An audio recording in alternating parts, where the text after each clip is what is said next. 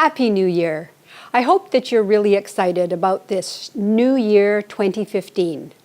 It's a fresh start, and I think for some of us, we're very glad of that. Fresh starts are really important, I think, sometimes to just feel into new possibilities, to sweep away what's been in the past and really have a new beginning for even things that we've been working on. I think for some of us, 2014 was a pretty challenging year. Lots of turbulence, lots of challenge. And so as we approach this new year and really open up to what it could be, it seems a perfect time to talk about how to make dreams come true.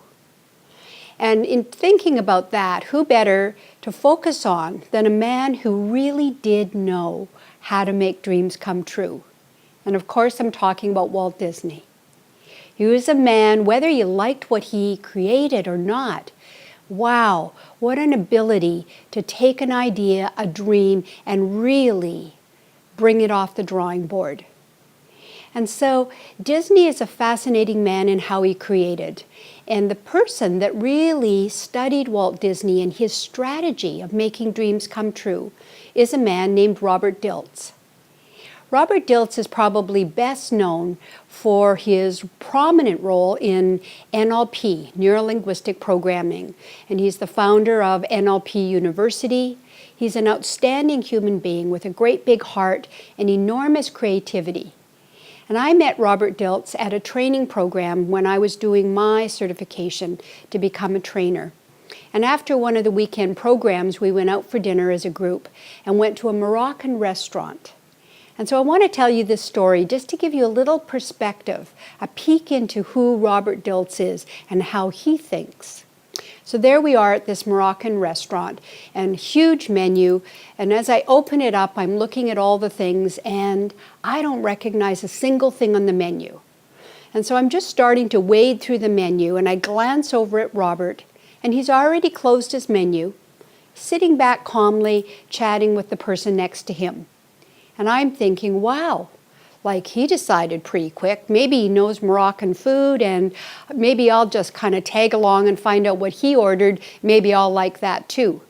So I turn to Robert and I say, so Robert, what have you ordered? And I will never forget his answer. He looked at me and he said, I don't know what I've ordered. He said, I just went down the menu and picked the first thing I didn't recognize. That was not the answer I was expecting. Isn't that an amazing way to order food?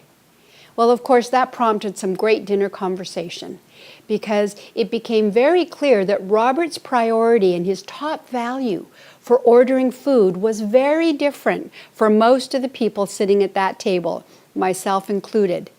His priority wasn't getting something he necessarily would like. His top value was a new experience and learning. So that's a little insight into this man. Well, of course, he was fascinated with Walt Disney. And how did Walt Disney think? What was his strategy for creating things all the way to completion? And when he studied Walt Disney, what he discovered is Disney had a 3-point strategy. Now, in NLP terms, that's 3 different perspectives that Walt Disney looked at as he was considering and taking things off the drawing board. So I want to introduce those to you. The first thing, of course, that Walt Disney did was dream. He was a dreamer. He gave himself full permission to just dream, no holds barred, off the charts, whatever. He would just start dreaming. The second thing he would do is then step into that dream and in effect walk around in the dream. And Robert Dilts called that the realist. It allowed Walt Disney to step in and really have a feel, a real feel for how the dream would be if it came true. And the third thing that Walt Disney did was then he stepped out of the realist and into the critic, which is not about being critical, but it's about critiquing. How do I make what I've experienced better? What works, what doesn't?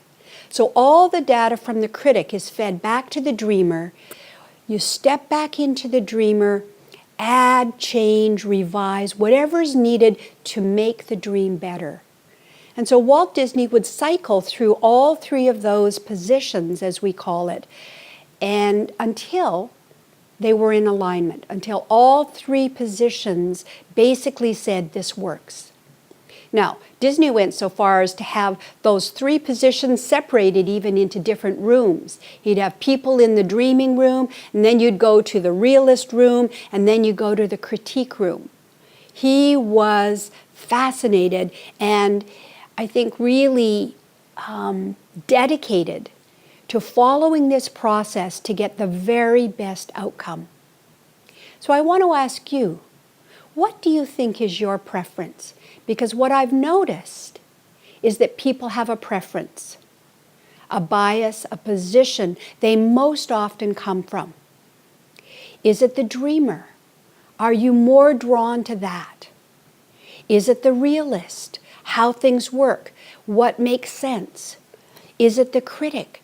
What could go wrong? What is your preference of those three? Because I've discovered that people often settle into those and they don't use Disney's strategy of all three being integrated. They take one position more often than not and stick with that. And so I'd like to invite you this week to think about which is your preference. And what we'll look at next week is what's the downside, what gets in your way. Because if you only take one position, be it the dreamer or the realist or the critic, you'll be missing out on quite a lot. All right, that's it for this week. I hope this is a great beginning for the new year for you. And as I say, next week I'm going to be talking then about what gets in our way. If we're the dreamer, what gets in our way? If we're the realist, if we're the critic. And what do we do about that? All right, have a good week. Ask your friends, ask your family what they think your preference is. Find out what theirs is. Interesting conversation. Bye for now.